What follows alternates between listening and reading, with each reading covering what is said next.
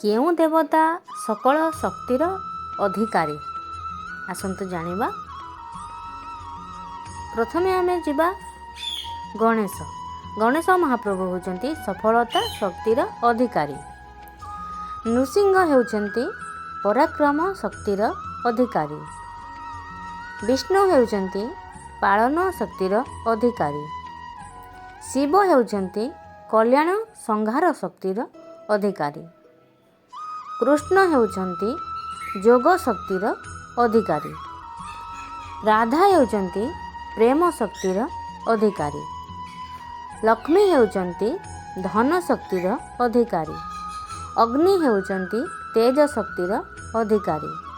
ଇନ୍ଦ୍ର ହେଉଛନ୍ତି ରକ୍ଷା ଶକ୍ତିର ଅଧିକାରୀ। ସରସ୍ୱତୀ ହେଉଛନ୍ତି ବିଦ୍ୟା ଶକ୍ତିର ଅଧିକାରୀ। ଦୁର୍ଗା ହେଉଛନ୍ତି ଦମନ ଶକ୍ତିର ଅଧିକାରୀ। ହନୁମାନ ହେଉଛନ୍ତି ନିଷ୍ଠା ଶକ୍ତିର ଅଧିକାରୀ। ପୃଥ୍ୱୀ ହେଉଛନ୍ତି ଧାରଣ ଶକ୍ତିର ଅଧିକାରୀ। ସୂର୍ଯ୍ୟ ହେଉଛନ୍ତି ପ୍ରାଣ ଶକ୍ତିର ଅଧିକାରୀ। ରାମ ହେଉଛନ୍ତି ମହାନ ମର୍ଯ୍ୟାଦା ଶକ୍ତିର ଅଧିକାରୀ। ସୀତା ହେଉଛନ୍ତି ତପ ଶକ୍ତିର ଅଧିକାରୀ। ଚନ୍ଦ୍ର ହେଉଛନ୍ତି ଶାନ୍ତି ଶକ୍ତିର ଅଧିକାରୀ।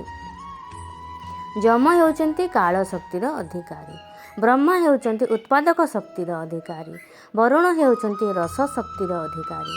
ନାରାୟଣ ହେଉଛନ୍ତି ଆଦର୍ଶ ଶକ୍ତିର ଅଧିକାରୀ। ହୟଗ୍ରୀବ ହେଉଛନ୍ତି ସାହସ ଶକ୍ତିର ଅଧିକାରୀ। ହଂସ ହେଉଛନ୍ତି ବିବେକ ଶକ୍ତିର ଅଧିକାରୀ। ତୁଳସୀ ହେଉଛନ୍ତି ସେବା ଶକ୍ତିର ଅଧିକାରୀ। ତ ଭିଡ଼ିଓଟି କେମିତି ଲାଗିଲା ସାଙ୍ଗମାନେ? ଛୋଟ ଭିଡ଼ିଓଟି। ଯଦି ଭଲ ଲାଗିଥାଏ ଲାଇକ୍ ସେୟାର କମେଣ୍ଟ ନିଶ୍ଚୟ କରିବେ। Okay, bye bye.